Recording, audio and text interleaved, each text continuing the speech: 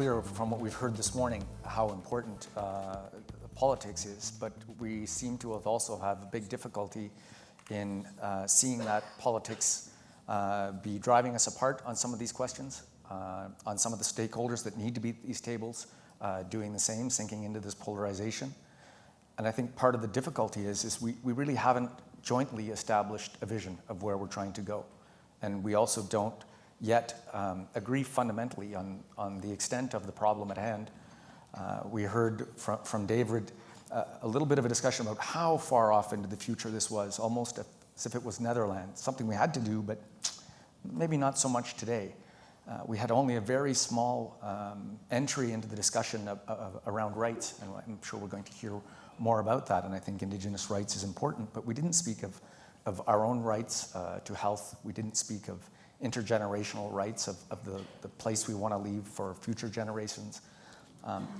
We spoke of how we've managed to get here as a society, and that's been very much on the development of fossil fuels, as we heard, which has served us very, very well.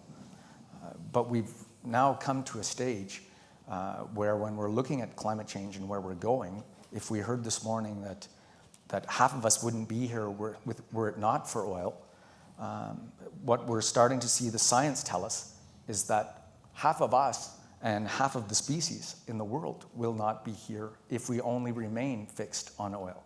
So at the end of the day, we're still not trying to get to the same vision, and we're not trying to adapt and to change into something else in whatever period that you put out. How do you reconcile conflicting interests by non-coercive means by the political process? And we could spend a lot of time on the various steps, but I think one of the first steps is, first of all, to identify all the major interests and ensure that they are represented in the discussion. And I think we have trouble doing that. If this room, I've been in dozens of meetings in this room, many of them by the energy sector. If this was being held 30 years ago, there probably wouldn't have, talking about the future of the energy industry, there probably wouldn't have been anybody representing Indigenous people, and there probably wouldn't have been anybody representing the environment. Sometimes you can get trade-offs between the polarized groups. This is how federal-provincial relations work. I'll agree to what you're proposing, which I don't like, if you'll agree to what I want, which you don't like. For example, in this BC-Alberta situation, I could have conceived years ago where Alberta could say, look, we recognize that our pipeline and that will create Aboriginal problems for you and environmental problems for you. But your Site C dam, it's exactly the other way around. You get the economic benefits, we get the downstream environmental effects. When you built the WAC Bennett Dam, you dried up the delta of the Peace River. Can you imagine the scandal that would create today? And the trade-off will be, we will not seek an injunction against Site C if you do not seek an injunction against Trans Mountain. There's that trade-off. It's not the best way, but it's a way to get deals. I would just add to that we think about provincial-federal relations, which is, has a long history, of course. When you overlay onto that a completely separate element, which is Indigenous rights, which is its own source of constitutional obligation, we're just now starting to confront the relationship between federalism on the one hand and the obligations that we have to this other constituency. I would first acknowledge essentially that the political design from which we speak this morning is from Treaty 7 territory.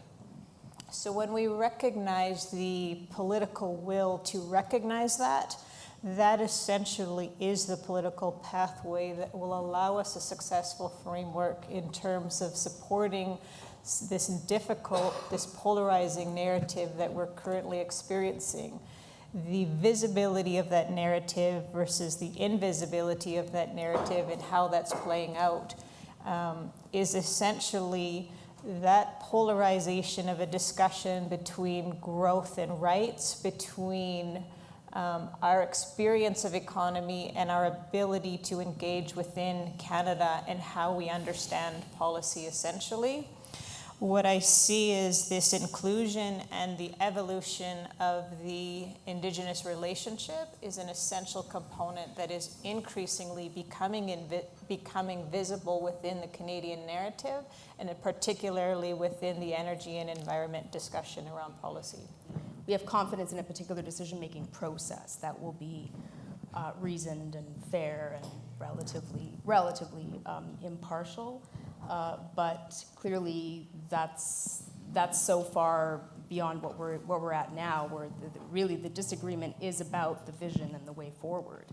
And process doesn't really seem to matter as much, and we haven't really figured out the way to have that discussion that takes into account the various constituencies. I mean, social license to Indigenous peoples, that from what I've heard, it means something very different than, for example, how the federal government may be conceptualizing it. I don't know if you have ever seen someone riding two horses in a circus or in a rodeo, but you know, the James Maxton, he was a Scottish politician in the 1920s in Britain. He said, talking about politics, that if you couldn't ride two horses at the same time, you have no place in the circus. And so it's important for politicians to know how to do that. But the conditions of success, as you could imagine, if you have ever seen that, you know that, is that you have to have the horses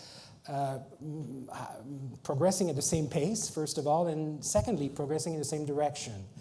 And you know, when again, my own opinion, and of course not the opinion of my partners or my colleagues at the school, but it's clear when I look at the performance of the government in the last 2 years, my impression is that they had a lot of trouble about the pace. And the impression was that the two horses were not progressing at the same pace. And I think this is part of the conversation or the debate we have about the performance of the government on those issues.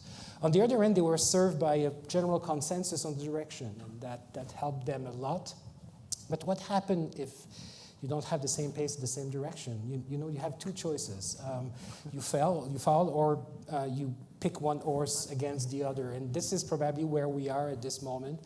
Unless more conversations of this sort, more integration of thinking about those issues take place, and that we could help them find a way to make the horse again, ride at the same pace, and of course having the same direction in the national interest.